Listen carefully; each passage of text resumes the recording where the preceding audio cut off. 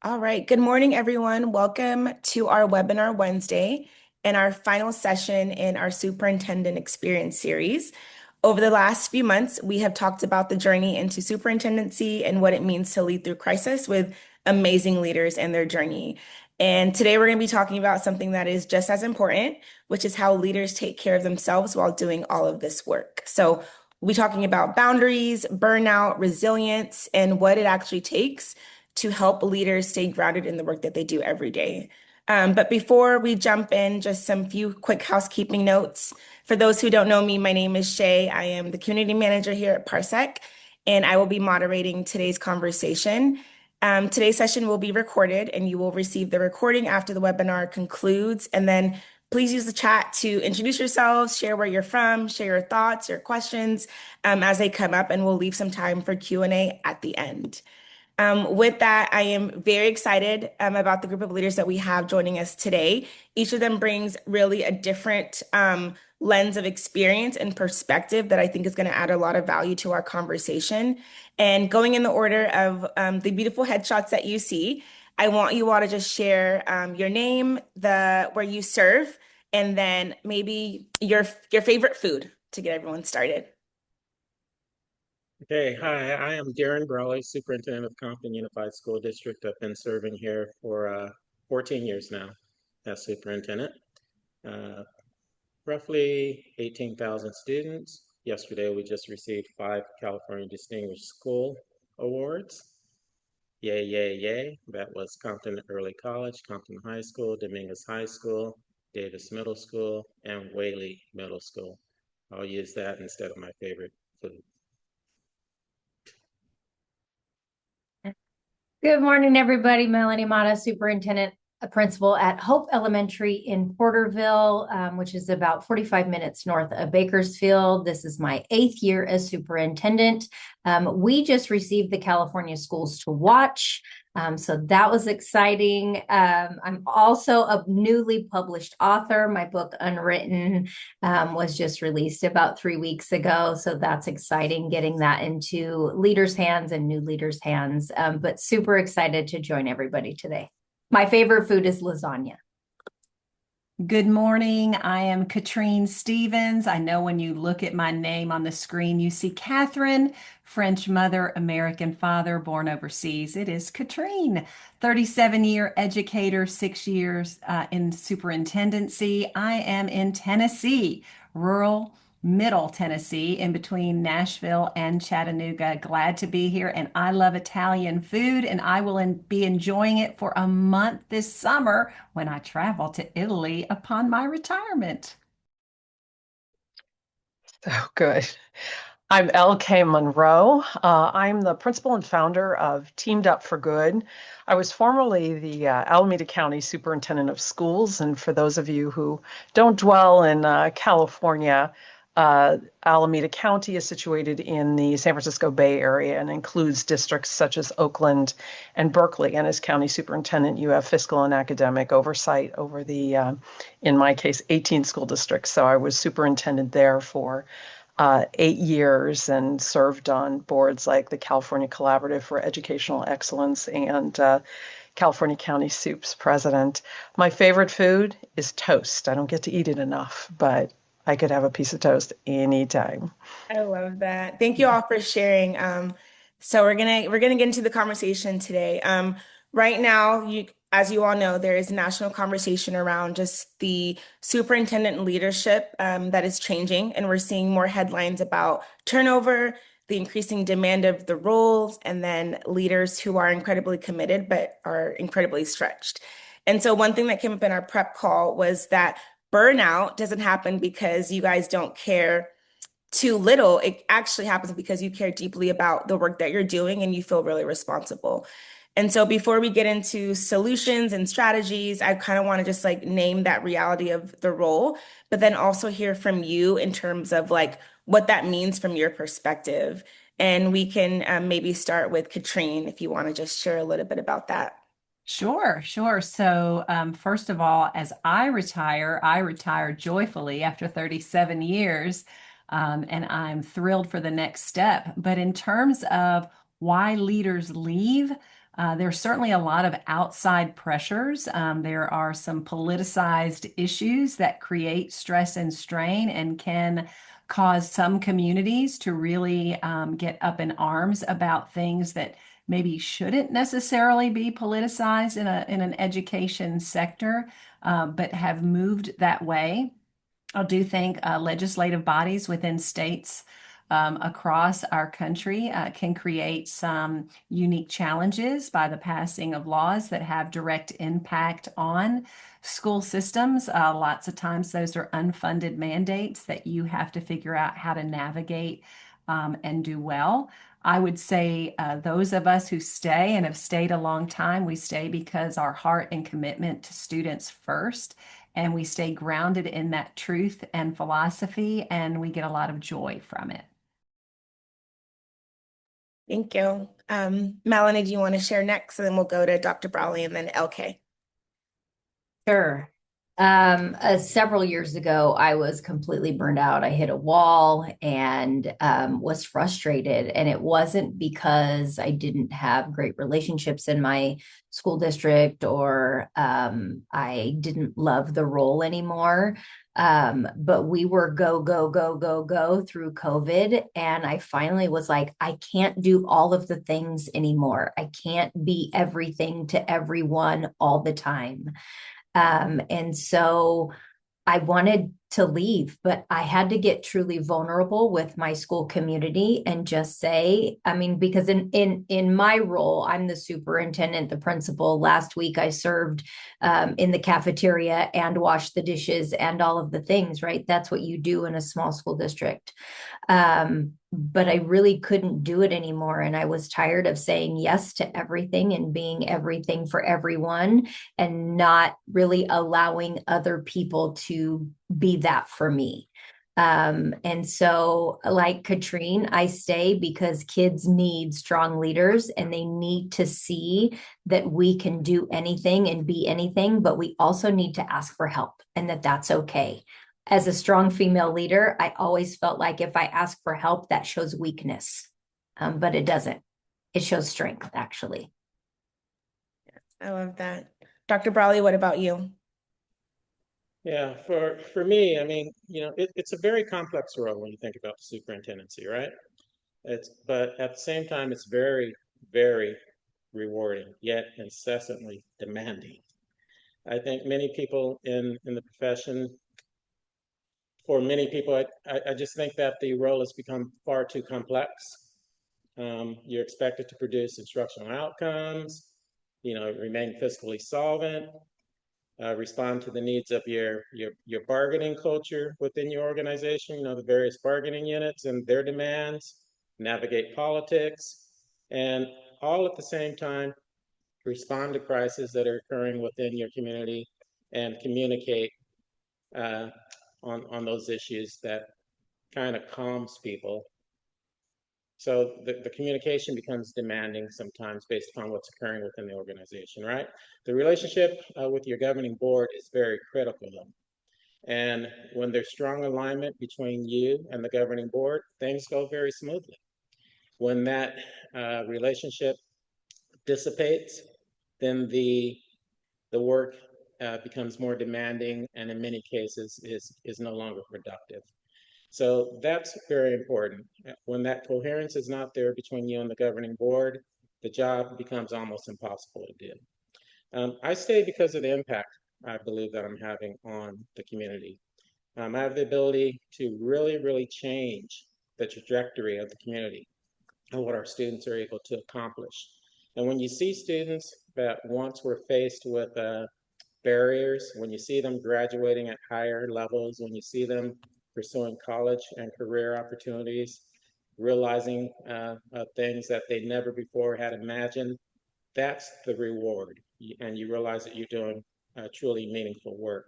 So while the pressures of the role are real, my purpose behind the work and my ability to expand opportunities for students is really what keeps me, and I suspect others, committed to the work of the superintendency. Yeah, thank you for sharing that. And then LK, what about you? Are you on mute? Thank you. I knew that was going to happen at one point. Hopefully I got that out of my system. Um, I would echo a lot of what my colleagues said here. I think for me, any of us who were left standing after the pandemic, I think, that old adage, what doesn't kill you makes you stronger, really learned some lessons and have the scars to prove it. But building on what Dr. Brawley said, team is really important. I think a lot of us come into these roles and we want to make sure we're building our teams. We want to make sure that we have the people who are going to support us correctly around us. That can take a few years, but I think it's really important to be intentional about that. And as Melanie said, to be authentic and transparent with those folks in terms of the ways that you expect them to support you. So yes, technically with their expertise, but also needs to be a safe place and understanding that there are times when you expect them to step up and step in ways that may present themselves in any crisis. So it's tough. I definitely did experience that burnout through several crises, but in county superintendency, we have the students in juvenile hall and in alternative schools, and understanding how important it is to stand in the gap for that population of students is something that kept me going every day. Yeah. And I want to acknowledge, I love that you guys are being honest with your experiences and also saying that like it comes back to the kids, like the kids is why we stay here. So I think it's extremely admirable. So thank you for sharing. With that, I want to move on to boundaries, our favorite topic, boundaries. And I think no matter the role, you probably have some lessons that we can all take away. That's something that came up in our conversation was boundaries and how difficult it is to maintain in a role that never turns off. Katrine, you talked about being very intentional about how and when people access you when we talked in our prep call, whether that's at an event, that is at the grocery store or outside of work events. So can you share a little bit about that and what has made boundary setting possible for you? Absolutely. And I think first for me as a leader, setting boundaries is really modeling some of the things that you say. So if you say, you want to unplug and recharge on a break, then that should mean that we model that. So we shouldn't be working and sending 1,001 emails throughout the break to everybody because we are actually communicating a very mixed message on what we're saying and what we're doing. So modeling the boundaries is important. Now, with that said, as a superintendent, I liken it to a pastor. It's 24/7. Things happen. You're going to get a contact. So I will respond to emergencies. Certainly, it's not like I can turn off and just forget everything. But in general terms, typical work does not have to continue and can be held. So a lot of people upon return from break at 7, 7:10, 11, 12, sometimes I entertain myself with picking unique times, 7:23, will get 1,000,001 emails on their first day back because I've really held that. But another important element is really engaging with your families, engaging with students or community members. Something very important to me, as is echoed by everyone on this panel, is students are first. And my whole point in attending events, whether it's a band competition on a Saturday or it's a theater production on a Thursday, or it's the state championship first round basketball game today at MTSU at 5:30. I go to support my students. So when individuals begin to or desire to speak about work, I convey with care and respect that I'm really here to see the kids. I'd love to talk with them. And so here is my email or the phone number or my assistant's name, and let's set up an appointment and have that conversation. And I really politely cut it off and reframe my body back to what I'm there to do. I did that very early on 6 years ago, and as a result, it has held.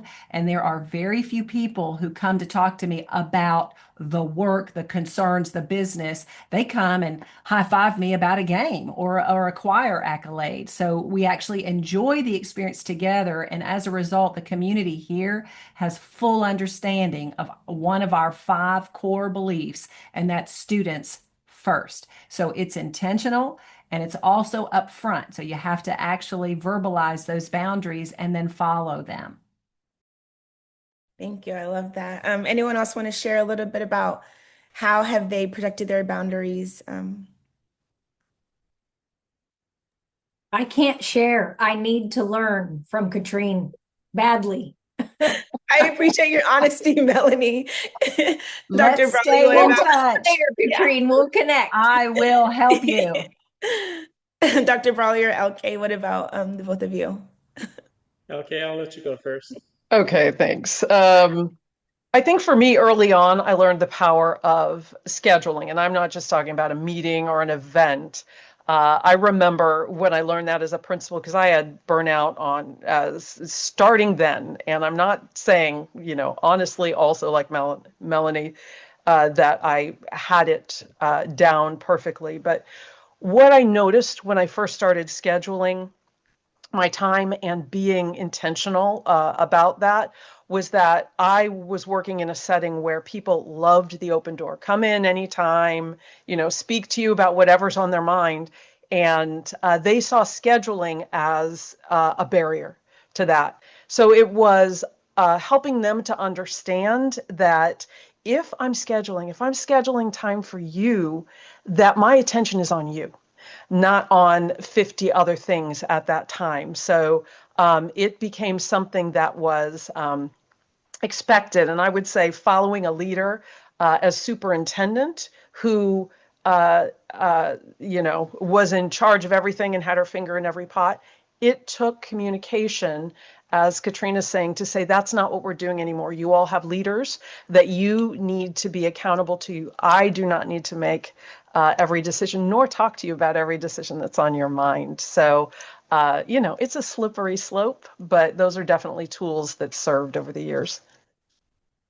And as for me, I have a really good assistant. She creates the right kinds of barriers when she can sniff out the BS, right? She understands what's important, what needs to be scheduled. So I have a really great assistant. And the other thing is that everything's not important.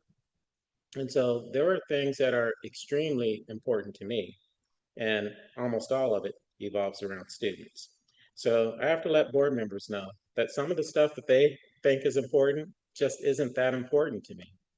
I have to let my colleagues know that what you think is important and what you think I should be bothered by or what upsets you is not important to me. It doesn't have the same impact on me. So, that's part of the boundary setting there. Having people clearly understand that everything that you perceive to be important is not necessarily important. But when it comes to students, it's ultra important. And then the other piece is knowing, which aspects of what occurs within your organization. What are those things that you can delegate to other people so that they can address those things? Because everything doesn't have to be your decision. Yeah, I love that. Melanie, did you want to add anything? Just hearing? No, okay. All right, with that, Yes, then we're thank you for being awesome leaders, because I have some things to learn from you, right? As I need to probably set a little more boundaries. I want to share one funny boundary setting story, or it was funny to me anyway. As a principal, after school, I would have people and they would just line up, right, ready to come in and maybe share about their day, all the things. And so one day I put a magnet outside the door and I had numbers like you would see, in the DMV, let's say, number 1, number 2. But what I did is I took numbers 1 through 7 off and started at 8. So the first person who got there was getting number 8, thinking they would be number 8. They really were the first one. And I found that less and less people stopped by. So it showed me how to set a boundary for myself, because what I realized is sometimes those conversations would go on and on and on, and everybody was waiting. And again, all kinds of time was being utilized. So I did that a few times just to set a clearer boundary, and I think that helped overall. I'll share one too. So a few years ago, it was the last day of school, and one of our governing board members had a wild hair up his rear end, and he wanted something addressed right away. It was the last day of school. You know, we just done graduation ceremonies. We're closing down things, and it was something that would have required the maintenance team to address. Well, they come in early. They're done at 3:30. They were already gone for the day, so there's no way that this issue was going to be resolved that day. And so I had to let them know, you know, there's a lot of stuff going on, and this priority just is not that important. It hurt his feelings. You know, he sulked for a couple of weeks, but you just had to let him know that in the big scheme of things, this just isn't that important right now. We're closing down the school year. There's a lot of other moving parts that take precedent over what you're concerned about right now. And the people to address it, they're not here anyway. They were gone an hour ago. Thank you for sharing that, Dr. Brawley.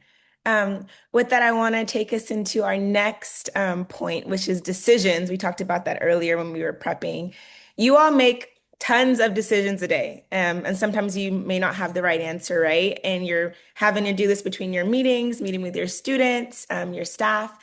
And so I wanted to talk to you all or hear your experience about when you do find yourself hitting that mental wall because you are having decision fatigue, how do you handle it? And Melanie, I'll start with you.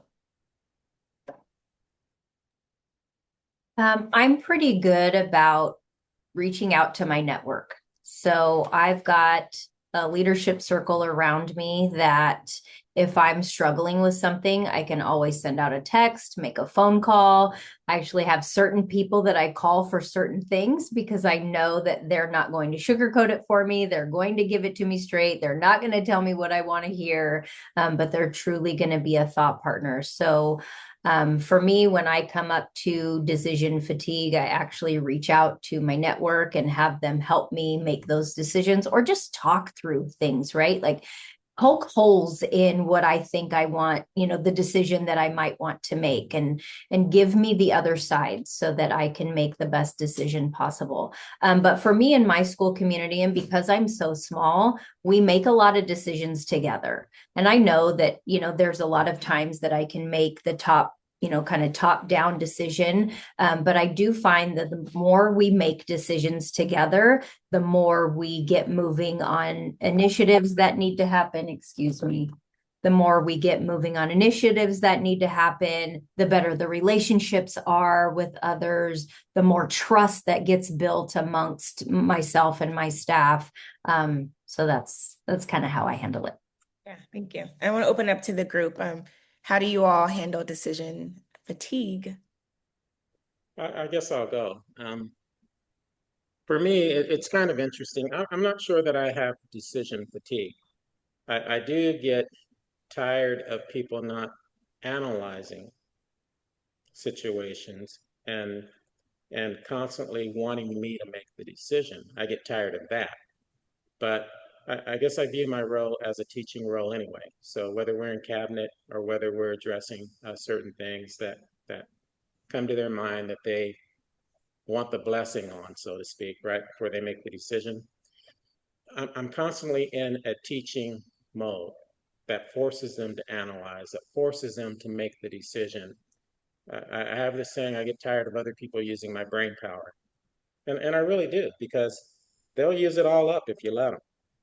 But for me, it's more of shifting that role and forcing them to come to the decision that they need to make instead of trying to make me make the decision for them. So I'm constantly going through that process with them. And over time, they've become better decision makers. I'm talking about my cabinet members now, right? And also my site leaders as well. So if you let them, they will consume you.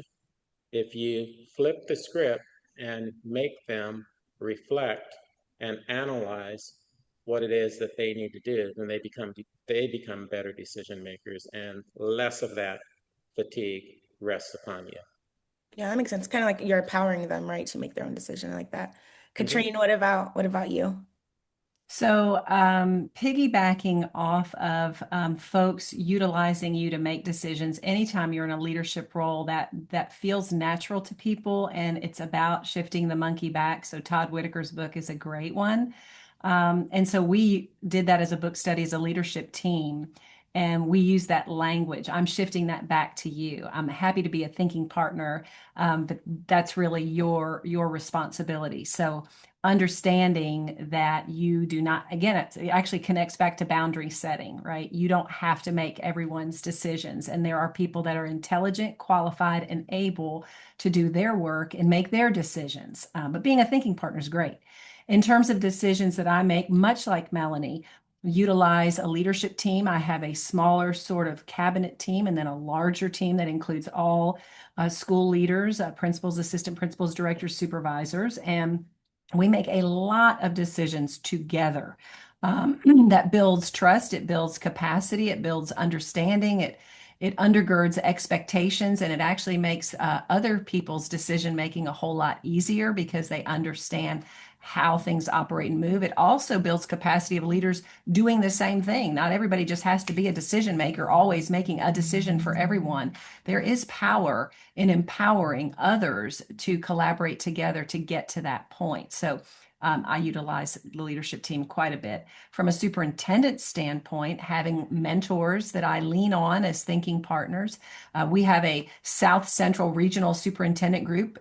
We are in a group meet and we shoot texts periodically and we help one another think through things or respond quickly to things. So it's kind of a combination of approaches to really help yourself with decision making and help others around you to make decisions and feel strength in that. And then LK, what about you? Uh, So, I mean, what Katrine said was exactly what I would build on. So, as I said earlier, I succeeded a superintendent who liked to be in everything. I mean, she was superintendent and she would move teachers to different classrooms. I mean, in all Alameda County, we had 225,000 kids. You know, her attention could have been better served. Um, she was able to mentor me in some other ways. But in this way, I inherited that. So I inherited a way of thinking from the community that kept looking back to me. So, and I have this on my desk because I just used it with someone that I'm coaching. I had to develop a protocol as to how we would make decisions for the group, for the cabinet group, and this is the extended cabinet group.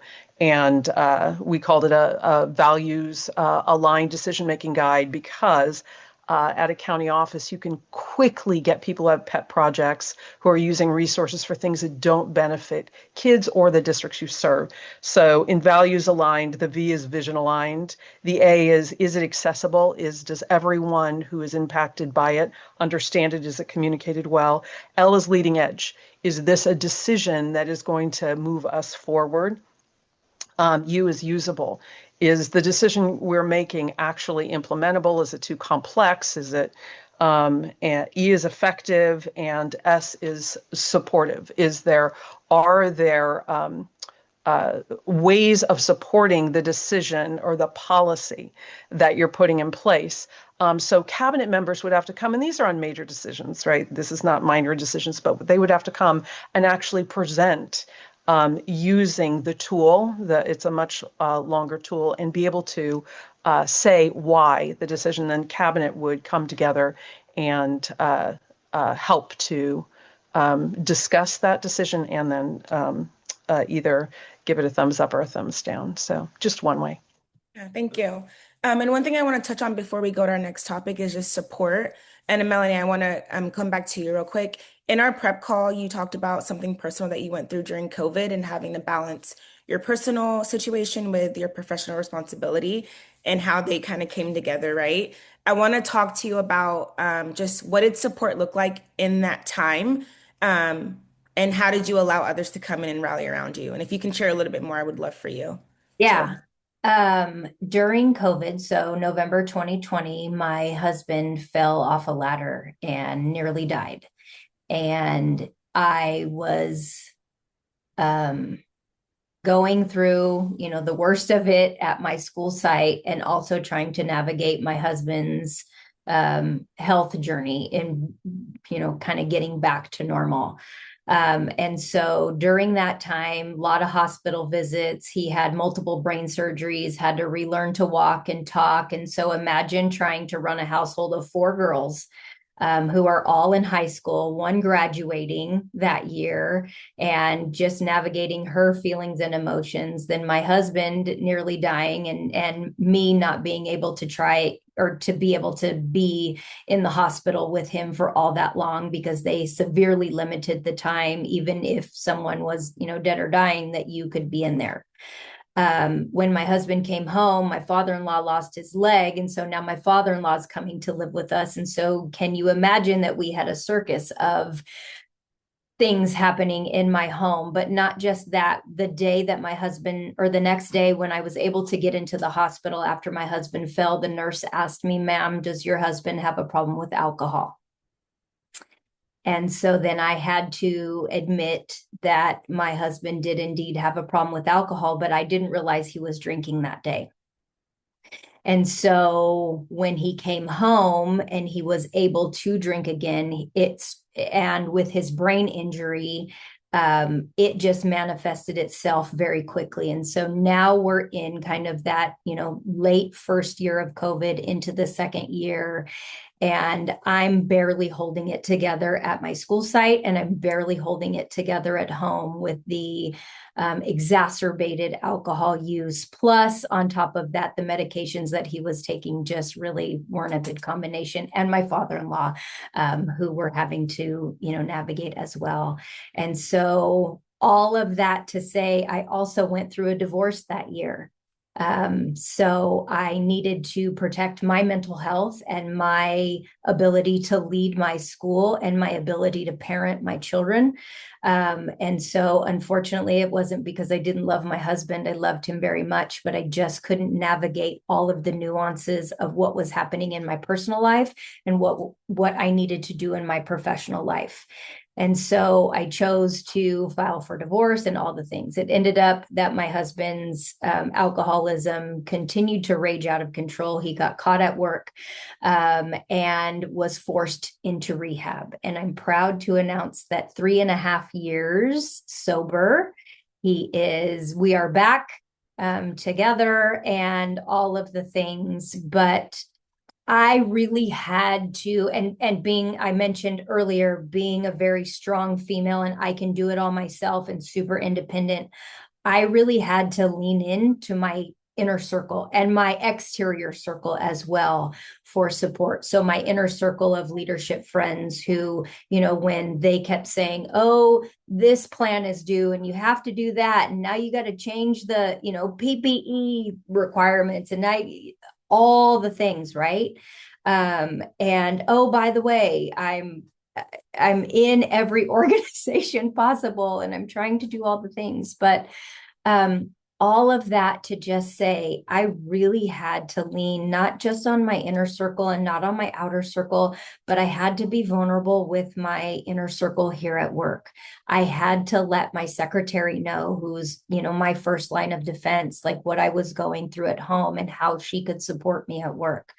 And I had to let those key people do the things that I needed them to do in order to survive, because for about a year and a half, I really struggled. And then once I came out of that, then the burnout hit, right? The burnout of, trying to be the best leader that I could for my staff and navigating that whole thing with my family.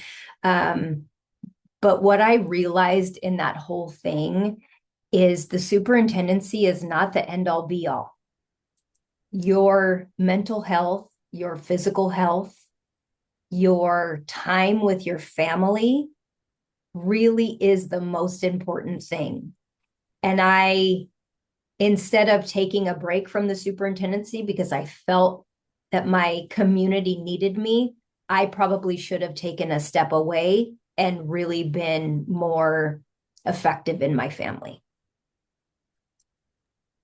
Can I just say really quickly, Melanie, who has said she's not good at boundary setting, I heard several key boundaries that you acted on, that you put in place throughout that crisis. And I just have to say thank you so much for being vulnerable and sharing that for us. I appreciate it. Thank you. Yeah, same. And that kind of takes us into our next topic as we start to wrap up is just what does it look like when you need the support for each of you all? We talk about taking care of yourself and prioritizing and making sure that your mental health is okay. But what does it actually mean in practice is something that I think we can all kind of learn from. And so I would love for each of you to share, like, what is one thing that you have given permission of yourself to do to protect your mental health and your wellness? And what does it look like? So I'll start with a couple that are really important to me. And the first one is in the workplace. If students are first, then I have to make an intentional choice to choose students. So I have advisory groups that I meet with regularly, and I enjoy so much being around them and talking with them about real current experiences, issues, concerns, and celebrations that they have as a result. I really get to know them well and watch them throughout their years. I look to be graduating a group this year, which is really exciting. I stop intentionally. I got on a bus today of students going on a field trip, a fifth grade group of students, and talked with them and cheered them on because it was an accolade as to why they were doing what they were doing. So really being intentional about making that time, because it is super easy to get caught up in being in the office, dealing with the emails, the calls, the paper, the documents, the things the state needs, the things the board needs. And it can cause you to feel separated from why you're really here. And that was something I did as a principal as well. So I've really continued that on. And it has served me very well. Hence, I attend a lot of events too. It's all about kids. That gives me such joy that it really helps level out some of the stresses that I feel. On a personal side, I do a lot of reading and reading what I call brain candy. That would be non-educational reading, no research, nothing of the sort, but just something to play around with, or laugh at, enjoy. And I make time to do that every day for 15 minutes minimally, that I shut everything down and just give myself that time. And oftentimes it's 30 minutes later and I realize, whoa, I've got to put that down. It's very freeing just to have time to read.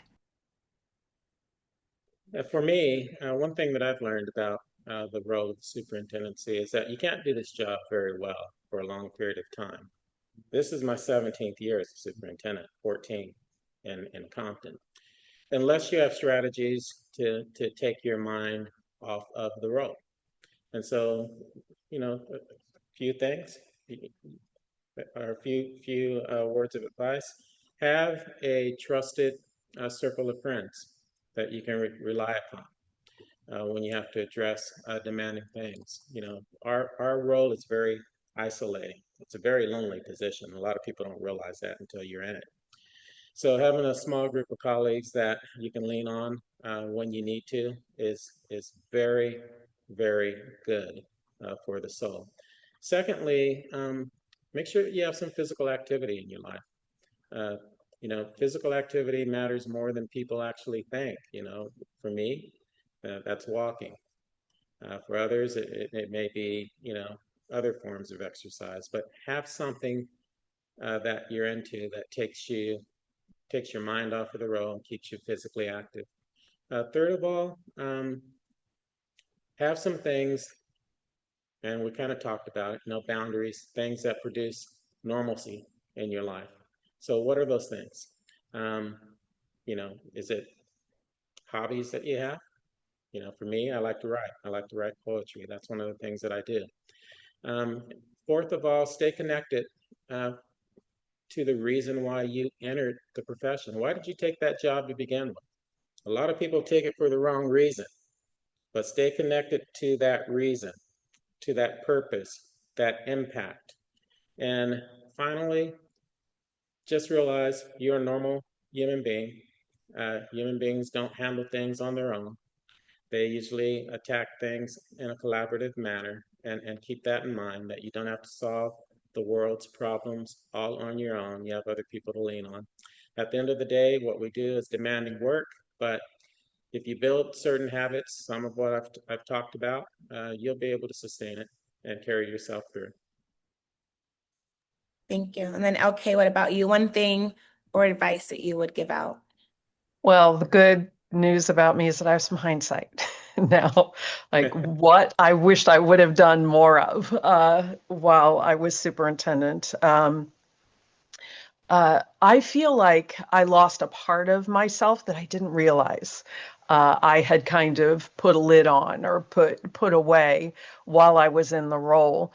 And it was only getting back to it. I like to paint and draw and make things. And I really, while I was in the role, I did almost zero of that. And now that I'm back to it, I now am more aware of that connection. Like if I had done more of this, actually intentionally taken the time to do this, this would have been food for my spirit that would have carried me through some things. But, you know, instead, as many of us do, I kept going. I kept persevering. So this is my cautionary tale.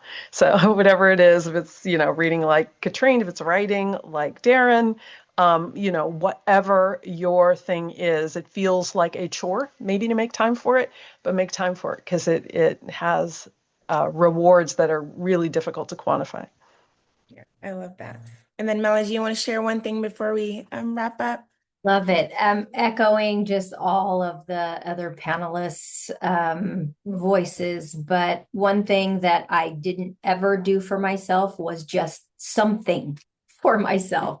And so this year I made it my mission to do one thing one day for myself, one day a month. And so I'm currently getting massages. And like I said to y'all earlier, the massage therapist is like, you probably need to come more often because you literally are in knots. But I really just try to make sure that now I'm intentional about spending time for me with me. And I also like to take a ton of girls' trips with all of my friends and just really put my phone away and not worry about what's happening with others, but just being immersed in our time together. And just my book, I wrote this about a year ago because I am passionate about helping other leaders, but also being human. And so this is the human side of leadership entry that other people don't see. And I didn't write it from a doctorate level perspective or researcher level perspective. This is from a lived experience. It reads just like I'm talking to you. It's a super quick read. But I wrote that in my free time and it was cathartic. It was like, I'm getting to spend time doing something that I truly love, but the end goal or the end product is helping other leaders. And so I'm just truly enjoying this moment in time right now. Thank you for sharing that. And before we close out, just want to share a resource with you all. On the screen, there's a QR code that links to some staff culture questions that you can use if you want to open up and have a conversation around trust, boundaries, reducing burnout. We do have a resource that'll help you start the conversation. But with that, I want to thank our amazing panelists for joining us today. It is not easy to get on here and share your story, be vulnerable, and talk about your experience. So on behalf of Parsec, Kim and I, we really appreciate your openness and your leadership. And I do want to open it up to questions if anyone wants to stick around and ask any of our amazing panelists. But thank you all for joining us. Thank you for being a part of the conversation, and we'll see you all next Wednesday. But if we do have any questions, we will stick around for a little bit. Thank you.